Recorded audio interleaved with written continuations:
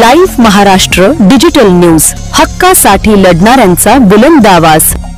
भूषण गवई हे अतिशय म्हणजे स्वतः परिश्रम करून ह्या पदापर्यंत पोहोचलेले। ह्या भारत देशामध्ये लोकशाही आहे आणि लोकशाही संपन्नीच्या दृष्टीने काही लोक या समाजामध्ये काम करत आहेत। भूषण गवई यांच्यावर जो भ्याड चप्पल हल्ला करण्याचा प्रयत्न झाला त्याच्या निषेधार्थ आम्ही ह्या ठिकाणी त्याचा निषेध करण्याकरता जमा झालेलो आहे।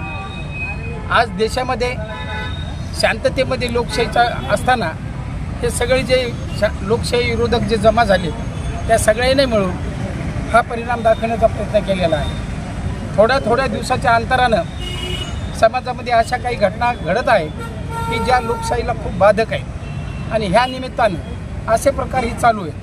ह्या प्रकाराला निषेध करण्याकरता भारतातील लोकशाही कायम टिकावी, लोकशाहीवर हा देश चालतो, जगातला सगळ्यात मोठा लोकशाही असलेला हा देश आहे आणि ह्या देशातली लोकशाही टिकावी ह्याकरता सर्वांनी प्रयत्न करणं आवश्यक आहे। त्यातील एक भाग म्हणून ज्यावेळेस अशा काही घटना समाज विरोधक करत राहतील त्यावेळेस निषेध करणं हे काँग्रेस पक्षाचं काम आहे। अशा अनेक घटना ह्या ठिकाणी झालेल्या आहेत, म्हणून आजसुद्धा आम्ही जिल्हाधिकाऱ्याकडं या निषेधाचं एक पत्र देऊन आम्ही आमच्या परभणी जिल्ह्याच्या वतीनं त्या ठिकाणी विरोध नोंदवित आहोत।